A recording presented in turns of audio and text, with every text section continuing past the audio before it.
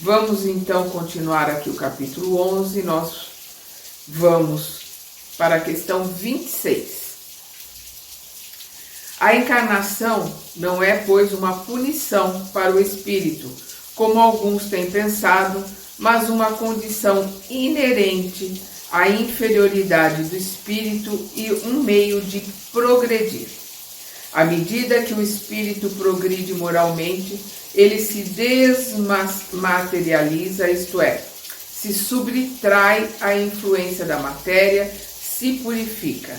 Sua vida se espiritualiza, suas faculdades e sua percepção se ampliam. Sua felicidade está na razão do progresso realizado. Mas como ele age em virtude de seu livre-arbítrio, pode, por negligência ou má vontade, retardar o progresso. Por consequência, prolonga a duração de suas encarnações materiais, as quais então se tornam para ele uma punição, pois que por sua culpa permanece nas fileiras inferiores, obrigado a recomeçar a mesma tarefa. Depende, pois, do espírito abreviar a duração de suas encarnações mediante seu trabalho de purificação sobre si mesmo. É a nossa escolha pelo nosso livre-arbítrio, se nós vamos demorar mais ou menos tempo para o nosso aprimoramento. O progresso material de um globo segue o progresso moral dos seus habitantes. Ora, como a criação dos mundos e dos espíritos é incessante, e que estes progridem mais ou menos rapidamente em virtude de seu livre-arbítrio, daí resulta que há mundos mais ou menos antigos em diferentes graus de adiantamento físico e moral, nos quais a encarnação é mais ou menos material e nos quais, por conseguinte, o trabalho dos espíritos é mais ou menos rude. Desse ponto de vista, a Terra é um dos menos adiantados, povoada por espíritos relativamente inferiores. A vida corporal ali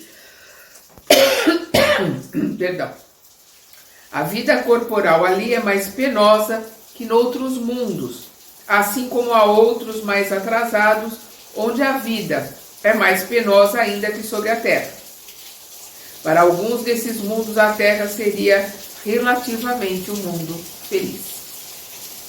Quando os espíritos adquiriram em um mundo a soma de progresso que compete ao estado daquele mundo, eles o deixam para se encarnar no outro mais adiantado, onde adquirem novos conhecimentos e assim por diante, até que a encarnação em um corpo material já não lhes é mais útil. Passam a viver exclusivamente na vida espiritual, na qual progridem ainda num outro sentido e mediante outros meios. Chegados ao ponto culminante do progresso, gozam da suprema felicidade.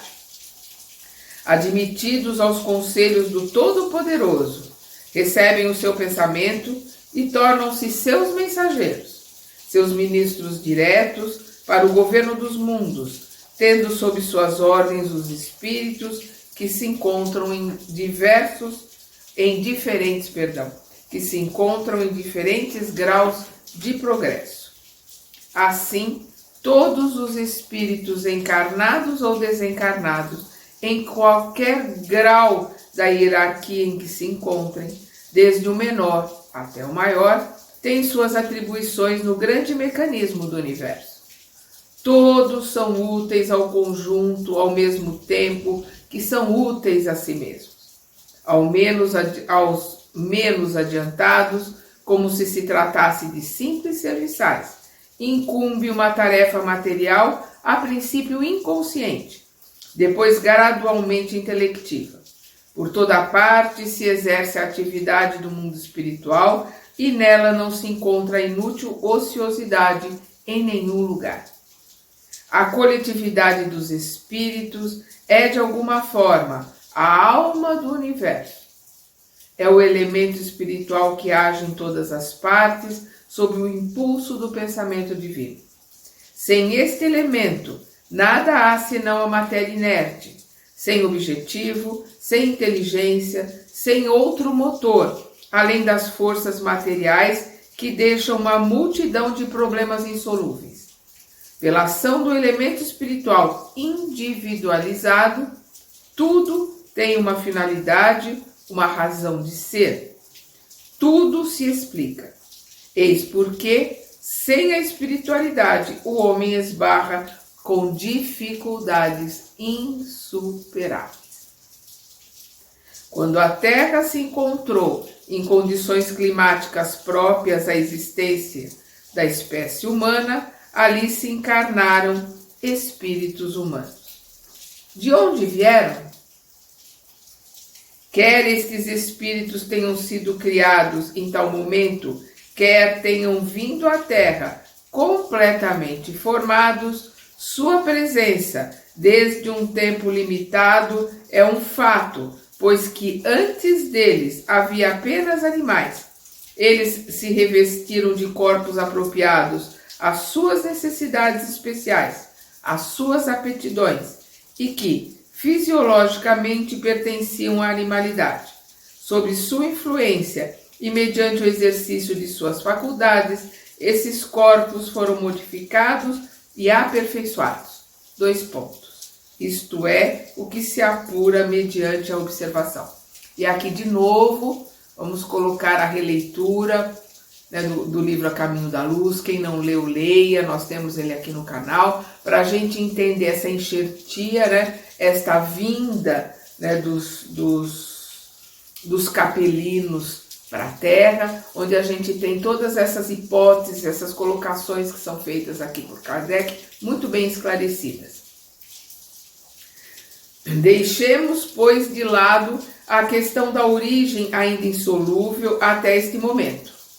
Tomemos o espírito, não em seu ponto de partida, mas naquele em que, manifestando-se nele os primeiros germes do livre-arbítrio e do senso moral, vemo-lo desempenhar seu papel humano, sem nos inquietarmos com o ambiente no qual passou seu período de infância, ou, se assim o preferirmos, sua incubação. Não obstante a analogia de seu envoltório com o dos animais, as faculdades intelectuais e morais que o caracterizam, saberemos distingui-lo destes.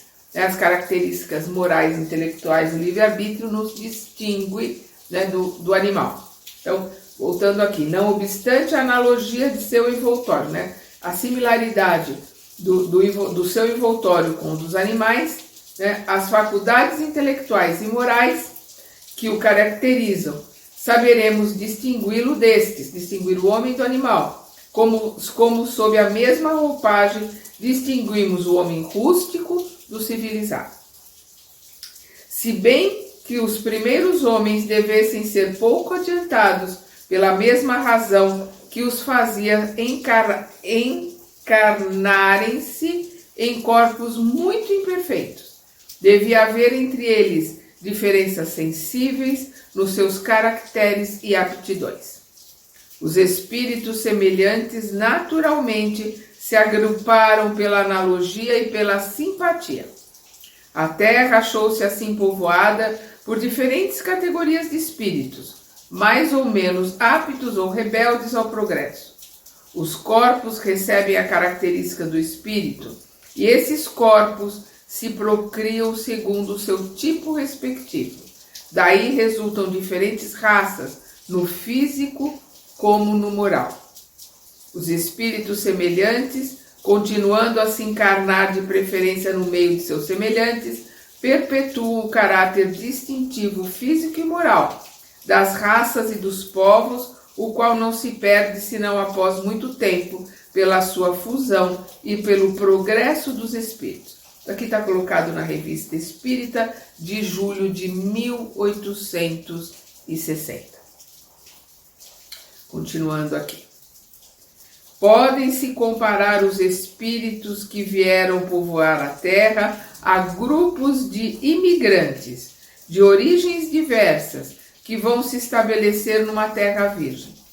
Ali encontram a madeira e a pedra para fazer suas habitações, e cada um dá a sua um feitio diferente, conforme seu grau de saber e seu gênio particular, né? O seu conhecimento, sua sabedoria particular. Ali se agrupam pela analogia de origens e de gostos. Esses grupos ali se agrupam pela analogia de origens e de gostos. Esses grupos acabam por formar tribos, depois povos, cada um com seus costumes e seu caráter próprio. O progresso não foi, pois, uniforme em toda a espécie humana.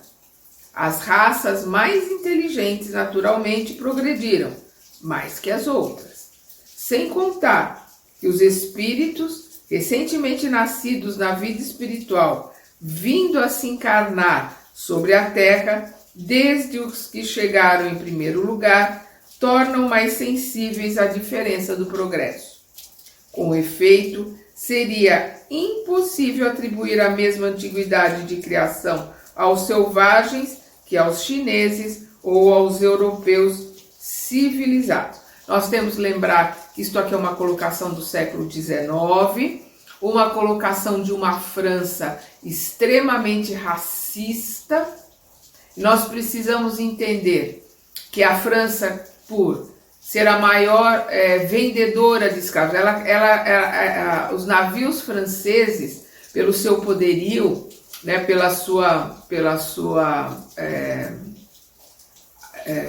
capacidade, né, de armamento, eles dominavam os povos africanos, que eles consideravam terra sem dono, consideravam os povos africanos como animais, não como pessoas, e isso na França precisava continuar assim, porque o que eles mais ganhavam dinheiro é com a venda de escravos, a captura e venda de escravos.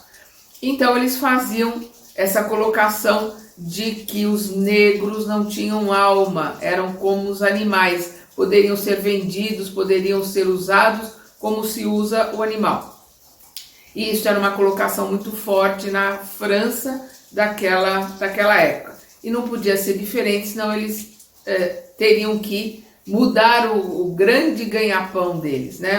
Teriam que mudar digamos assim, a matéria-prima da fortuna que existia na Europa. Vamos lembrar a França, nessa época, dominando os territórios africanos e vendendo os negros como escravos, né, em países como o Brasil, por exemplo.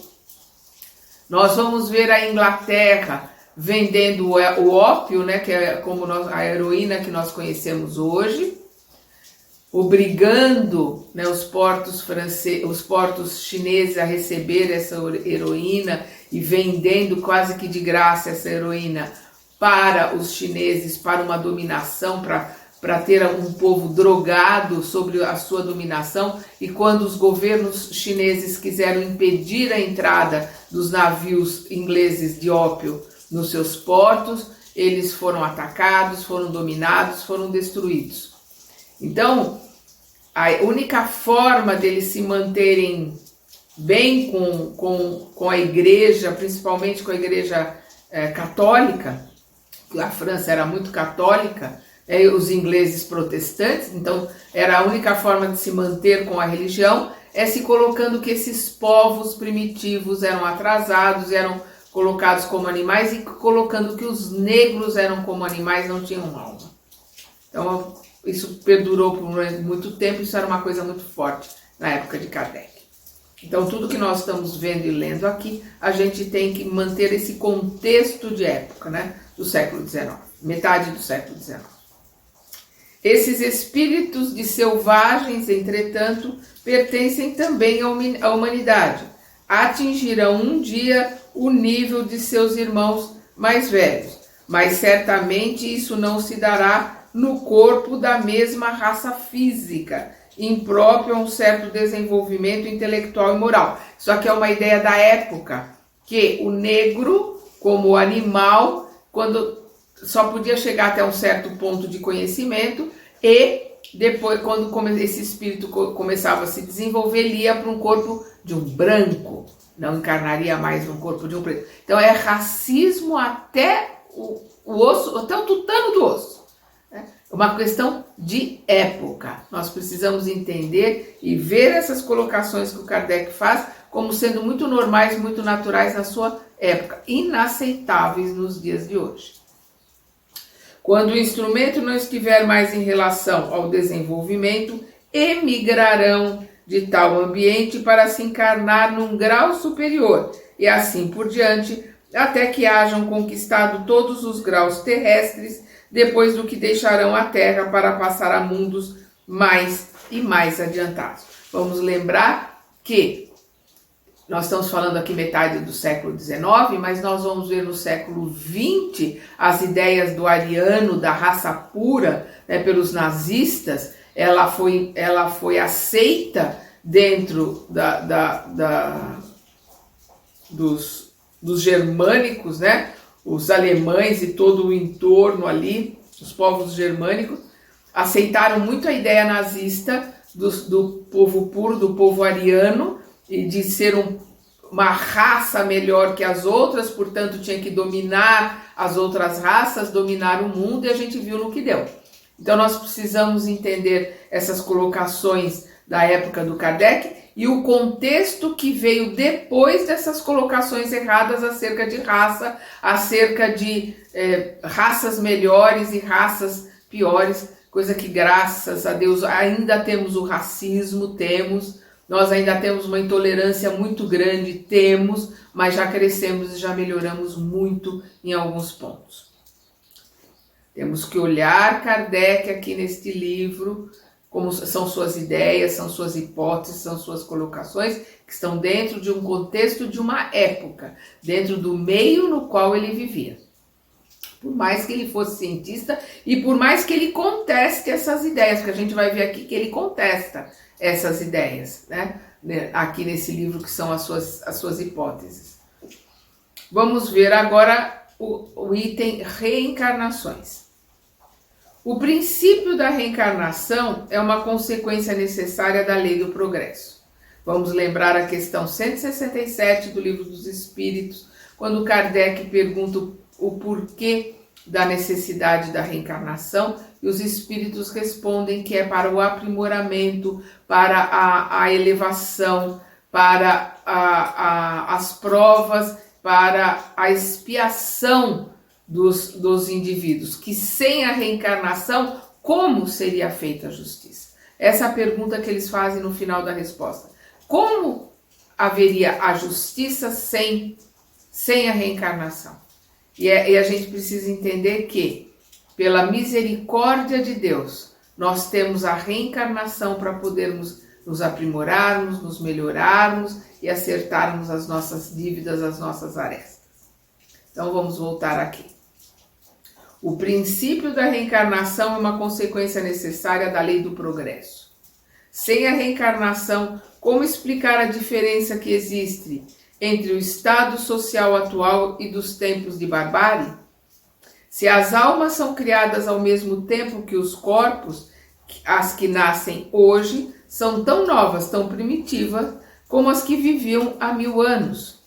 Acrescentemos que entre elas não haveria nenhuma conexão, nenhuma relação necessária, que elas seriam completamente independentes uma das outras. Por que, pois, as almas de hoje seriam melhor dotadas para Deus que as suas antecessoras? Por que elas compreendem melhor? Porque elas têm instintos mais purificados, costumes mais suaves? Porque elas têm a intuição de certas coisas sem as haver aprendido? Desafiamos a que se apresente uma solução para tal problema, a não ser que admitamos ter Deus criado almas de qualidades diversas, segundo os tempos e os lugares, proposição essa inconciliável com a ideia de uma soberana justiça. Considerai ao contrário, que as almas de hoje já viveram em tempos recuados, que elas puderam ter sido bárbaras como era seu século, mas que progrediram, que a cada nova existência elas trazem a aquisição das existências anteriores. Perdão. Que por conseguinte, as almas dos tempos civilizados são almas não criadas mais perfeitas, mas que se aperfeiçoaram elas mesmas com o tempo, e tereis a única explicação plausível da causa do progresso social. E aqui ele faz uma nota para se ver o Livro dos Espíritos, capítulo 6 e capítulo 5. Perdão, capítulo 4 e capítulo 5.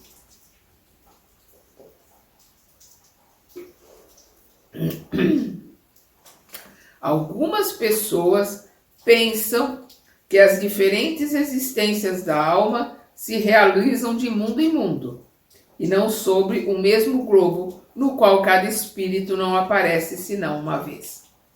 Esta teoria seria admissível se todos os habitantes da Terra estivessem exatamente no mesmo nível intelectual e moral. Não poderiam então progredir, senão indo a um outro mundo, e sua reencarnação sobre a Terra seria sem utilidade. Ora, Deus nada faz de inútil. Desde o instante em que aqui se encontram todos os graus de inteligência e de moralidade, desde a selvageria própria do animal até a civilização mais adiantada, ela oferece um vasto campo ao progresso. Seria lícito perguntar por que o selvagem seria obrigado a ir procurar alhures, lá em outros lugares, o grau acima dele, quando o encontra a seu lado e assim gradualmente. Porque o homem adiantado não teria podido fazer suas primeiras etapas, senão em mundos inferiores, enquanto que os análogos de todos esses mundos estão ao redor dele? Que aqui há diferentes graus de progresso, não só de povo para povo, como também na mesma família? Se assim fosse, Deus teria feito algo de inútil, colocando lado a lado a ignorância e o saber, a barbárie e a civilização, o bem e o mal, enquanto que é exatamente esse contato que faz progredir os retardatários. O que ele está colocando aqui é exatamente o que a gente vê nas explicações, a gente vê no Livro dos Espíritos também, nas leis de progresso, onde nós estamos aqui todos juntos e misturados, para que cada um possa ensinar aquele que sabe menos do que ele. Então, não há mais necessidade que os homens mudem de mundo a cada etapa. Assim como não há necessidade de que um escolar troque de colégio em cada série. Longe de contribuir para o progresso, isso lhe seria um entrave, pois o espírito seria privado do exemplo que lhe é oferecido pela visão dos graus superiores e da possibilidade de reparar, por seus esforços, seus erros no mesmo ambiente e na presença daqueles a quem houvesse ofendido, possibilidade que é para ele o mais poderoso meio de progresso moral. Após uma curta coabitação, os espíritos, dispersando-se e tornando-se estranhos uns aos outros, romper-se-iam os laços de família e de amizade, pois não teriam tempo para se consolidar. Ao inconveniente moral se acrescentaria um inconveniente material. A natureza dos elementos, as leis orgânicas, as condições de existência variam segundo os mundos.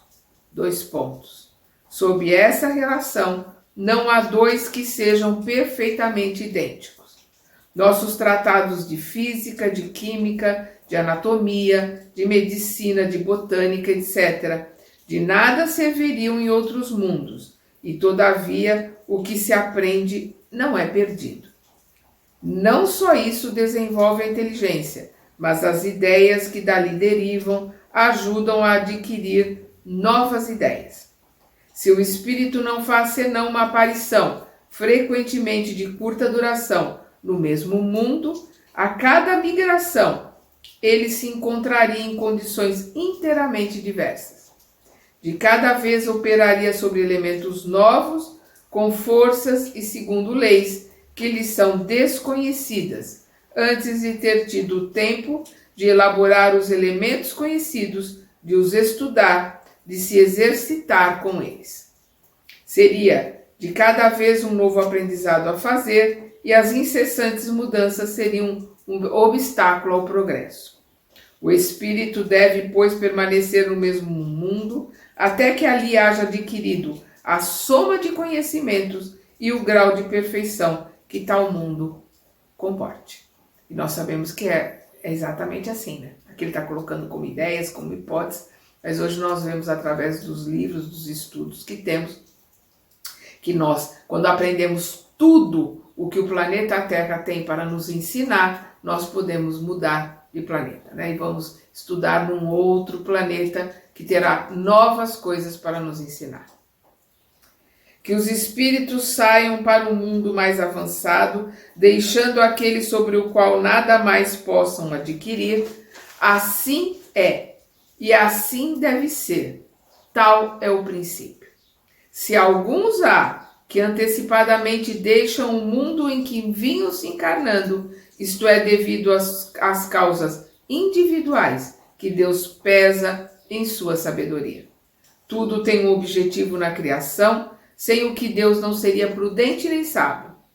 Ora, se a Terra não deve ser senão uma única etapa para o progresso do indivíduo, que utilidade haveria para os espíritos das crianças que morrem com pouca idade, se ali virem passar alguns anos, alguns meses, algumas horas, durante as quais nada poderiam adquirir? O mesmo sucede com os idiotas ou cretinos. Uma teoria não é boa senão com a condição de resolver todas as questões que a ela se ligam. A questão dos mortos prematuros tem sido uma pedra de tropeço para todas as doutrinas, exceto para a doutrina espírita, a qual é a única que a resolve de maneira racional e completa.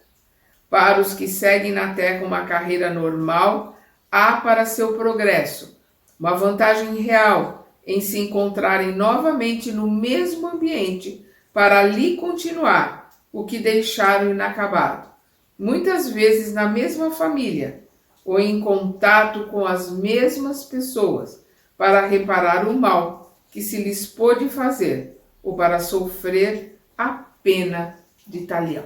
A lei de talião, né, que é olho por olho, dente por dente.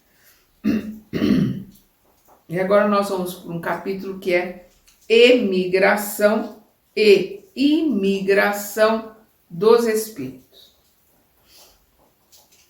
No intervalo de suas existências corporais, os espíritos estão no estado de erraticidade, relembrando que erraticidade é o estado no qual nós estamos no plano espiritual enquanto precisamos reencarnar na Terra. Então, todos nós estamos na erraticidade. Os espíritos que estão fora da erraticidade são aqueles que não precisam mais reencarnar na Terra. Já aprenderam, já assimilaram, já acertaram todas suas questões, os seus pontos com a Terra e não precisam mais voltar aqui. A gente vê o Emmanuel comentando de Lívia no Há 2000 anos, que ela vem para ajudar por Lento, ela não precisava mais vir à Terra. Nós vamos ver Alcione, que está em Sírios, né? Ali a gente vê toda a descrição ali de onde ela está em Sírios no começo de renúncia. Ela não precisava mais reencarnar na Terra. São dois espíritos que vêm em missão para ajudar os seus familiares, seus entes queridos. Voltando. No intervalo de suas existências corporais, os espíritos estão no estado de erraticidade e compõem população espiritual ambiente do globo.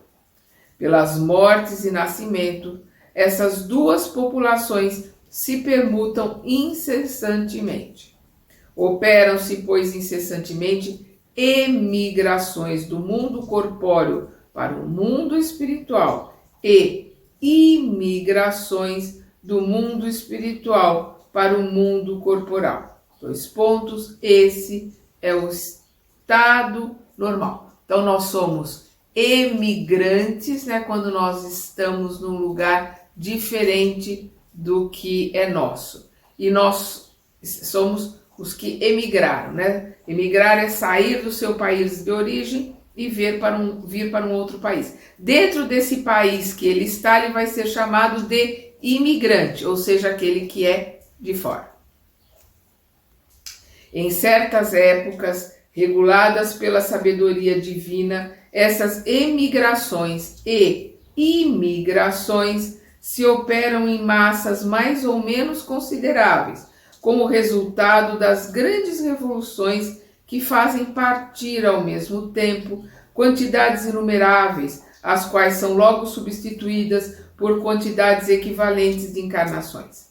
Portanto, é preciso considerar os flagelos destruidores e os cataclismas como ocasiões de chegadas e partidas coletivas, meios providenciais de renovar a população corporal do globo, de a retemperar mediante a introdução de novos elementos espirituais mais purificados. Se nessas catástrofes há a destruição de um grande número de corpos, ali não há senão vestes dilaceradas. Porém, nenhum espírito perece, nada fazem senão mudar de ambiente. Em lugar de partir isoladamente, partem em quantidades. Eis toda a diferença. Pois quanto a partir por uma causa ou por outra, para eles não muda a fatalidade de que, mais cedo ou mais tarde, deverão partir. Todos nós partiremos, ninguém vai ficar aqui na Terra. Todos nós voltaremos para a nossa verdadeira casa, nossa verdadeira vida, que é no plano espiritual.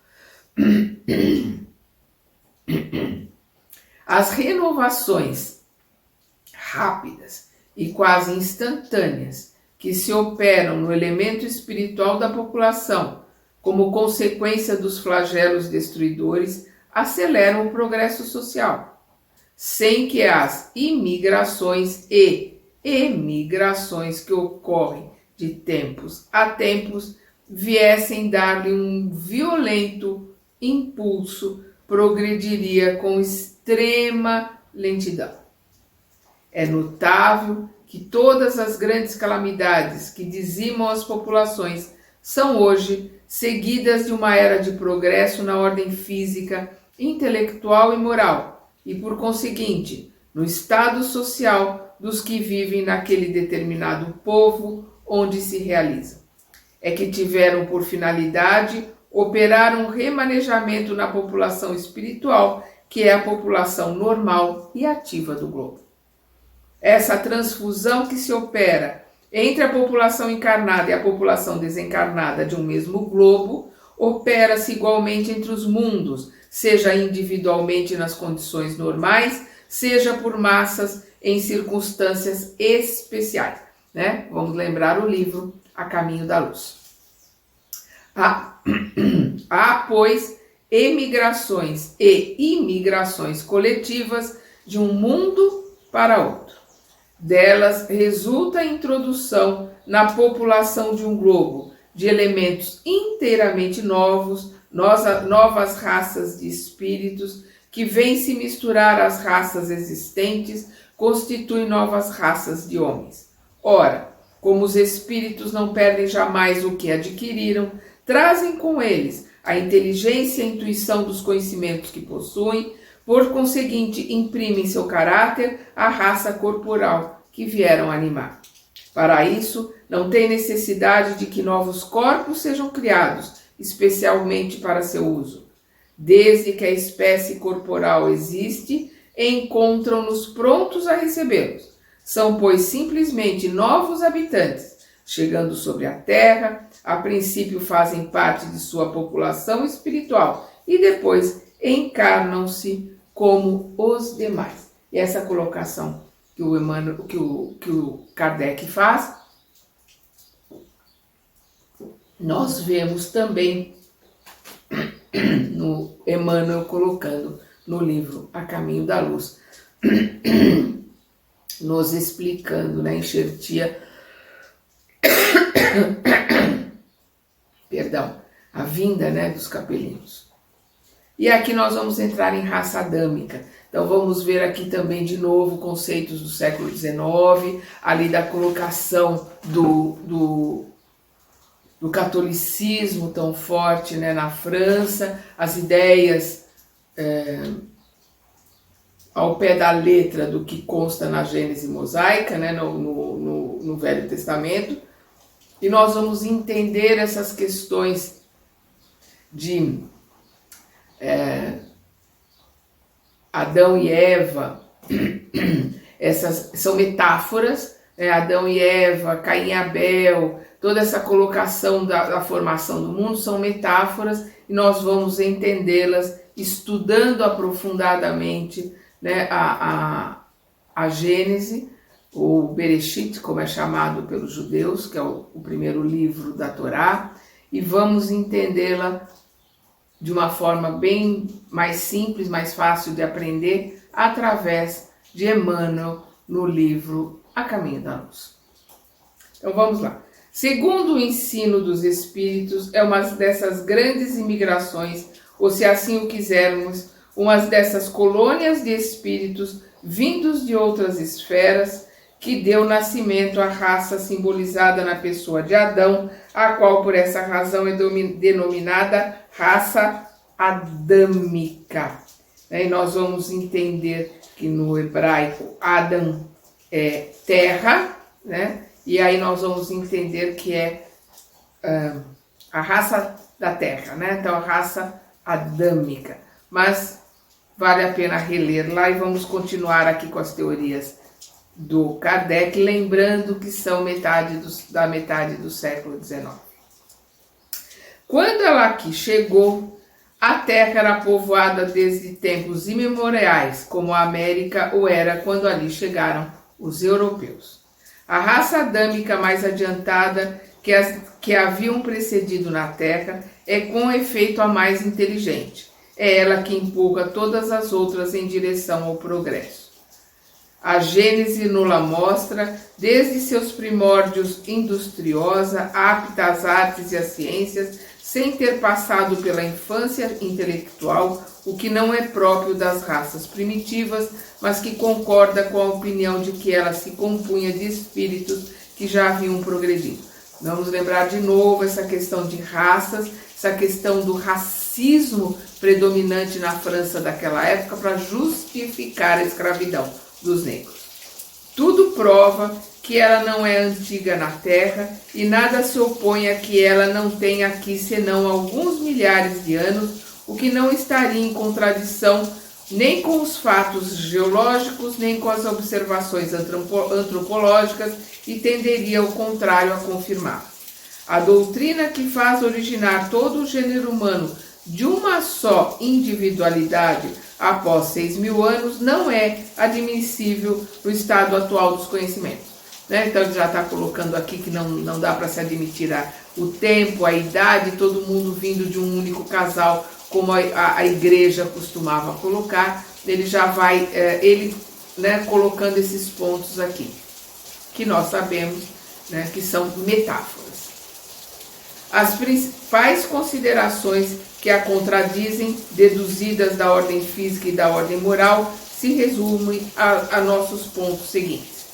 E o barulho que vocês estão ouvindo é uma chuva muito forte que está começando agora. Ela já estava chovendo, mas agora ela ficou mais forte, acredito que vocês devam estar ouvindo.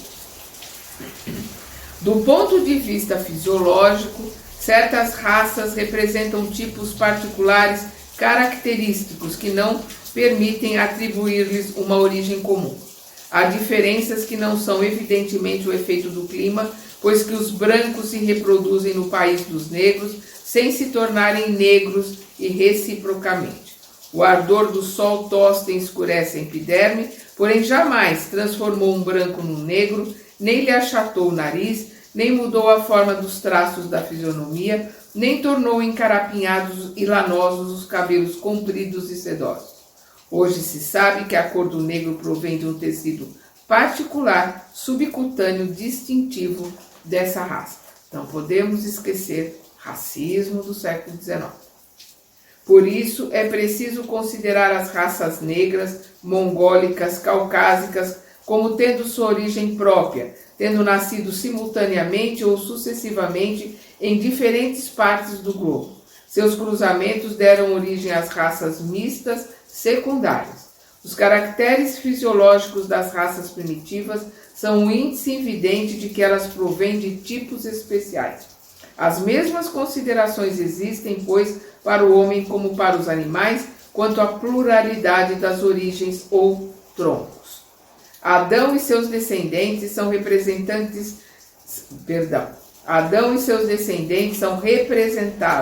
na Gênese como homens essencialmente inteligentes, pois que desde sua segunda geração constroem cidades, cultivam a terra, trabalham os metais. Seus progressos nas artes e nas ciências são rápidos e duradouros. Aqui nós temos, de novo, Kardec fazendo uma concessão para manter em paz, bem ali com a igreja, colocando conceitos que são conceitos da Igreja Católica da metade do século XIX. Não se conceberia que tivessem como descendentes povos tão numerosos e tão atrasados, de inteligência tão rudimentar, que ainda em nossos dias ombreiam com a animalidade, que teriam perdido todos os traços e até a menor recordação tradicional daquilo que seus pais faziam. De novo, eles colocam que essas raças ombreiam com a animalidade por causa do racismo da época, para justificar a escravidão, e a justificar o império da força sobre as regiões que não tinham o mesmo poderio, não tinham o mesmo armamento, não tinham o mesmo poderio militar da Europa, como os países da Ásia, os países da África. Era uma forma de eles justificarem o que eles faziam. Uma forma da época, Uma diferença tão radical nas aptidões intelectuais e no desenvolvimento moral atestam, com não menos evidência, uma diferença de origem. Independentemente dos fatos geológicos, a prova da existência do homem sobre a Terra, antes da época fixada pela Gênese, é tirada da população do globo. Vamos colocar aqui a ideia, ao pé da letra, de que a Terra tem 6.000 anos, 4.000 anos mais ou menos, ou 3.000 e poucos anos antes de Cristo. Essas ideias, essas colocações que foram feitas pela Igreja. Sem falar na cronologia chinesa, que remonta, segundo se diz, a 30.000 anos. Documentos mais autênticos atestam que o Egito, a Índia e outros países eram povoados e florescentes pelo menos 3.000 anos antes da era cristã. 1.000 anos, portanto, depois da criação do primeiro homem, segundo a cronologia bíblica. Então nós vemos o Kardec, como cientista cartesiano que era, contestando essas ideias, colocando alguma dessas contestações. Documentos e observações recentes não deixam nenhuma dúvida hoje sobre as correlações existentes entre a América e os antigos egípcios, de onde é forçoso concluir que essas regiões já eram povoadas em tal época. Seria, pois, necessário admitir-se que em 1.000 anos a posteridade de um só homem tivesse podido cobrir a maior parte da terra. Ora, tal fecundidade seria contrária a todas as leis antropológicas. A impossibilidade torna-se ainda mais evidente se admitirmos com a Gênese que o dilúvio destruiu todo o gênero humano, exceto Noé e sua família, a qual não era numerosa, no ano de 1656 do mundo, ou seja, 2.344 anos antes da era cristã. De novo, a colocação aqui do dilúvio, que nós sabemos até a data de hoje, nós temos que nunca foi comprovado, mas um dilúvio do planeta inteiro, houve sim enchentes, tsunamis, maremotos, mas em algumas regiões, algumas colocações em algumas regiões bem grandes, em situações de destruição total. Vamos lembrar o terremoto, com o tsunami de 2004, no final de foi dia 26 de dezembro, se eu não me engano, de 2004, né, que matou milhares de pessoas, que destruiu vários lugares da Indonésia e de outras partes, né? Mas uma que tenha ocorrido no planeta todo, não existe a comprovação científica para isso. E aí, de novo, voltaria na ideia de um único casal repovoando de novo a Terra. Essa ideia do dilúvio e de um único casal, isso vem desde o Mahabharata, né, dos livros indianos, que são, a escrita deles são de 5.600 anos atrás, mas eles eram, isso o tempo que eles passaram a ser escritos, mas antes disso eram ensinamentos orais. Esses ensinamentos já eram passados de geração para geração antes da escrita. E já havia a história a colocação do dilúvio. Todas as lendas em todos os povos têm essa colocação do dilúvio, porque muitos povos passaram pelo que passou em Indonésia, por exemplo, em 2004, e aí eles acham que isso aconteceu no mundo todo, porque o mundo que para eles era muito menor, era a região que eles conheciam. Mas vamos continuar aqui com as ideias, as hipóteses, as colocações do Kardec. E aqui nesse capítulo, nessa colocação, ele está fazendo uma média, né, com a Igreja Católica. Em realidade, pois, daquele patriarca é que dataria, o patriarca que está falando aqui é Noé, né? Em realidade, pois, daquele patriarca é que dataria o povoamento do globo. Ora, quando os hebreus se estabeleceram no Egito, 612 anos depois do dilúvio, já o Egito era um poderoso império que teria sido povoado, sem falar de outras regiões, pelo menos há 6 séculos, pelos próprios descendentes de Noé. O que não é admissível, né? O que não é admissível. Então ele está colocando aqui, não dá para se acertar, né? Para se aceitar esse tipo de colocação.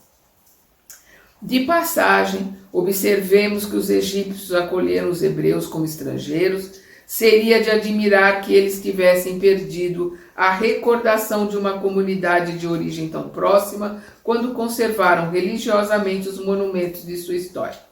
Uma lógica rigorosa corroborada, né? Corroborar é atestada, né? Confirmada, corroborada pelos fatos, demonstra, pois, da maneira mais peremptória, né, maneira certa, cabal, definitiva, que o homem está sobre a terra desde um tempo indeterminado, bem anterior à época indicada pelo Gênesis.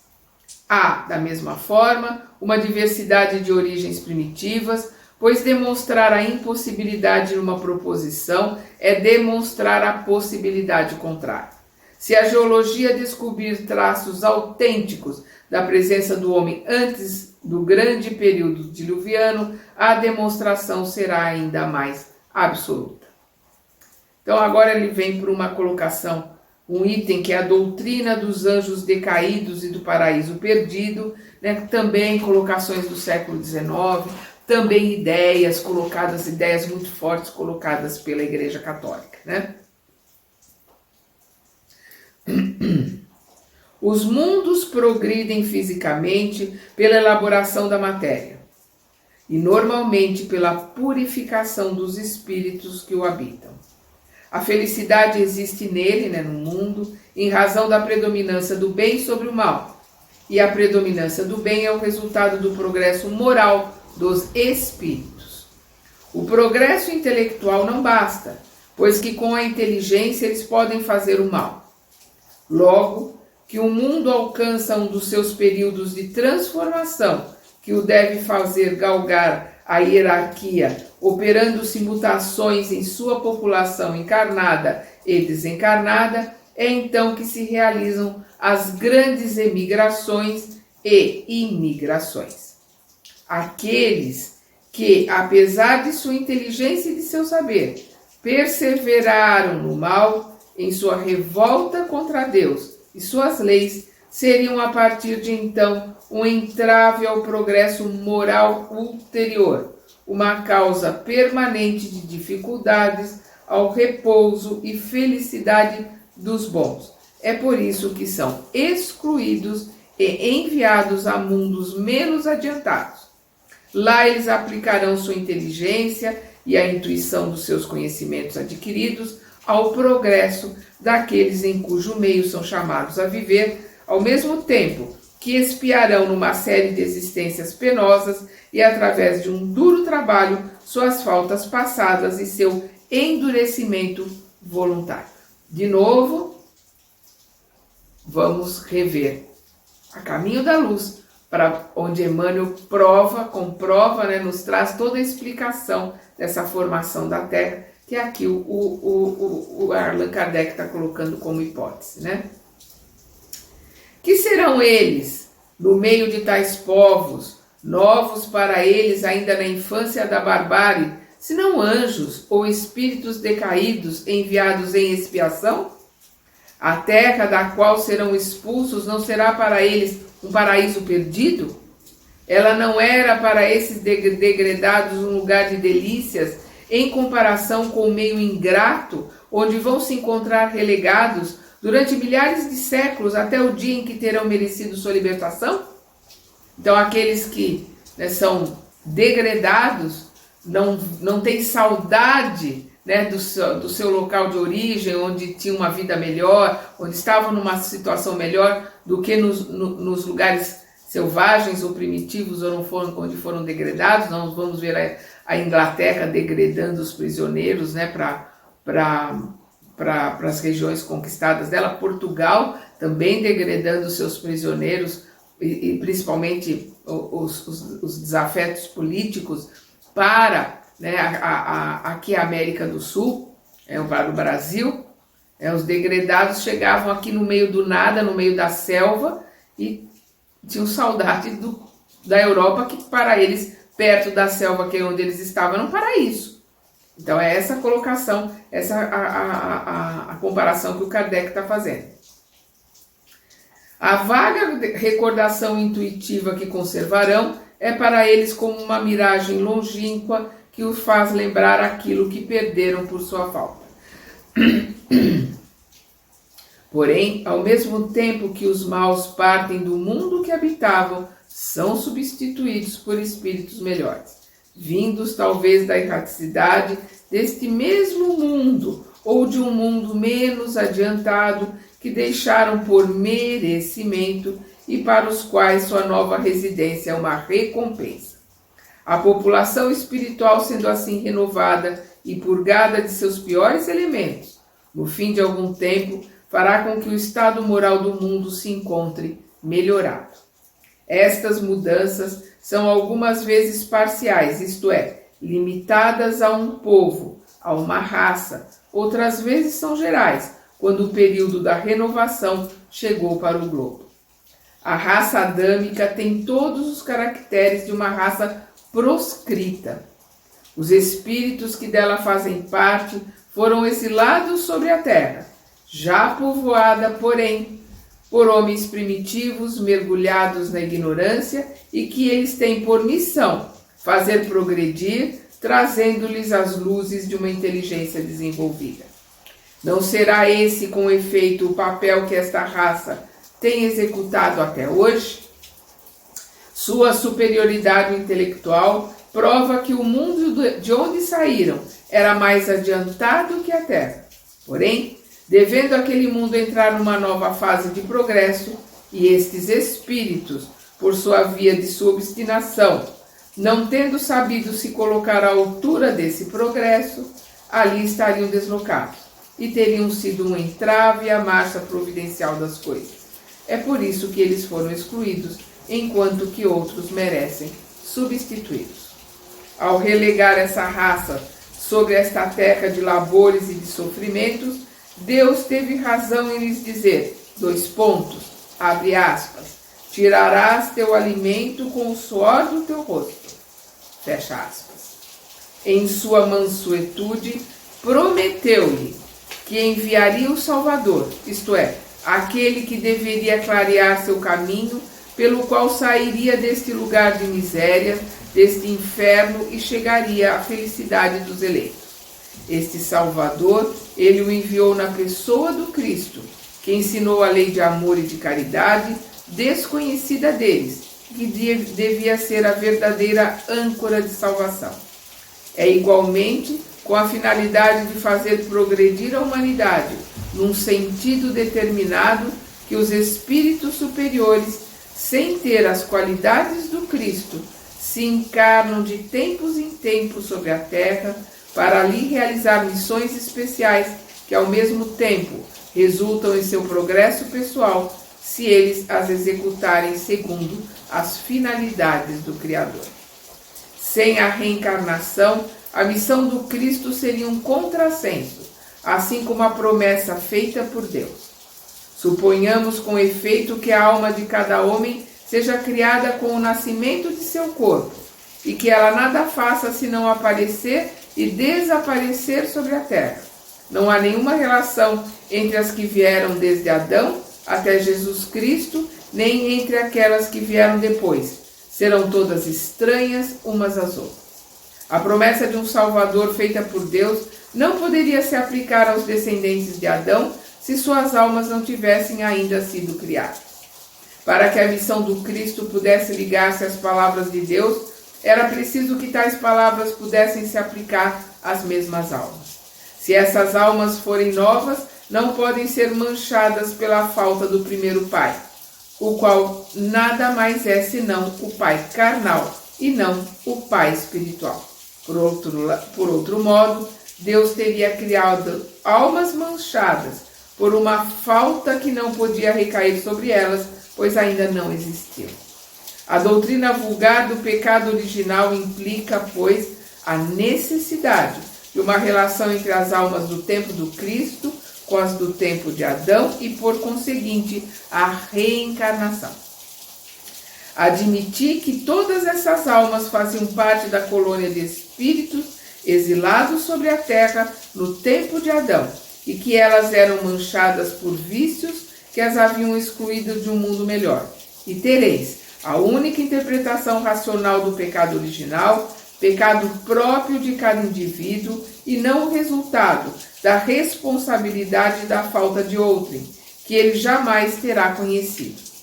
Dizer que essas almas ou espíritos renascem por diversas vezes sobre a terra, na vida corporal, para progredir e se purificar, que o Cristo veio iluminar essas mesmas almas, não somente por suas vidas passadas, mas também por suas vidas ulteriores, suas vidas futuras. E somente assim, vós dareis à sua missão uma finalidade real e séria, aceitável pela razão. Um exemplo familiar chocante por sua analogia fará compreender melhor ainda os princípios que acabam de ser expostos. Em 24 de maio de 1861, a fragata Ifigênia chegou à Nova Caledônia, trazendo uma companhia disciplinar composta de 191 homens. À sua chegada, o comandante da colônia lhes dirigiu uma ordem do dia assim concebida. Abre aspas. Ao pordes os pés nessa terra longínqua, já sem dúvida compreendestes o papel que vos é reservado. São prisioneiros, são degredados ingleses que estão sendo enviados para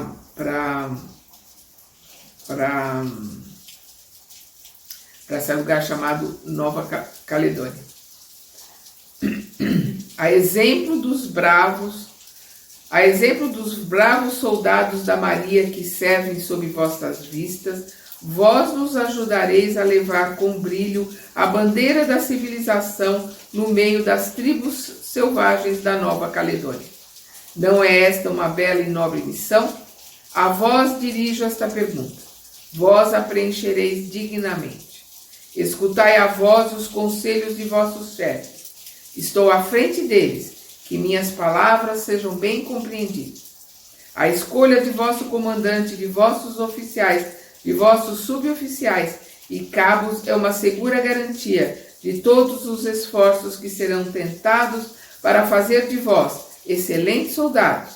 Digo mais, para vos educar à altura de bons cidadãos e vos transformar em colonos honrados, se assim o quiserdes. Vossa disciplina é severa, ela assim deve ser. Colocada em nossas mãos, ela será firme e inflexível. Sabei-o bem. Igualmente será justo e paternal. Saberá distinguir o erro do vício e da degradação. Eis, pois, homens expulsos por sua má conduta de um país civilizado e enviados como castigo a um país bárbaro. Que lhes diz o seu chefe? Abre aspas. Afrontastes a lei de vosso país. Ali haveis causado dificuldades e escândalos, e dali fostes expulsos. Aqui vos enviam, mas podeis resgatar vosso passado. Podeis pelo trabalho criar para vós uma posição honrada e tornar-vos honestos cidadãos. Tendes uma bela missão a satisfazer, a de trazer a civilização a essas tribos selvagens. A disciplina será severa, mas justa, e sabemos reconhecer aqueles que se conduzirem bem. Vossa sorte está em vossas mãos. Podeis melhorá-la, se assim o quiseres, pois que tendes vosso livre-arbítrio. Fecha aspas. Para aqueles homens relegados ao seio da selvageria, a mãe pátria não será o paraíso perdido por sua culpa e por sua rebelião contra a lei? Sobre aquela terra longínqua não são eles como anjos decaídos? A linguagem do chefe não é aquela que Deus fez ouvir aos espíritos exilados sobre a terra? Abre aspas.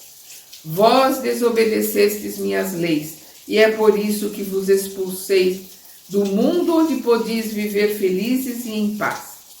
Aqui sereis condenados ao trabalho, mas podereis por vossa boa conduta merecer vosso perdão e reconquistar a pátria que haveis perdido por vossa culpa, isto é, o céu. Fecha aspas. À primeira vista, a ideia de decaimento parece estar em contradição com o princípio de que os espíritos não podem retroceder. Porém, é preciso considerar que não se trata de um retorno ao estado primitivo. O espírito, embora esteja numa posição inferior, nada perde do que adquiriu. Seu desenvolvimento moral e intelectual é o mesmo, qualquer que seja o meio onde se encontre colocado. Está na posição do homem do mundo, condenado à prisão por seus delitos. Certamente, ele está degradado, decaído do ponto de vista social, porém não se torna mais estúpido nem mais ignorante. Porventura diremos que aqueles homens enviados para a Nova Caledônia vão se transformar subitamente em modelos de virtudes? Que vão abjurar de um só golpe seus erros passados? Quem assim supusesse, não conheceria a humanidade. Pela mesma razão, os espíritos da raça adâmica, uma vez transplantados à terra de exílio, não se despojaram instantaneamente de seu orgulho e de seus maus instintos. Por longo tempo ainda, conservaram as tendências de sua origem, um resto do velho fermento. Ora, isto não é o pecado original? E aqui Kardec está colocando, né, suas ideias, suas colocações em contraponto ao pecado original colocado ali pela Igreja Católica, colocando como verdadeiro pecado original os nossos erros, né, as nossas falhas, que através da reencarnação nós podemos acertar e evoluir. E no nosso próximo estudo nós vamos ver a Gênese mosaica. Até lá!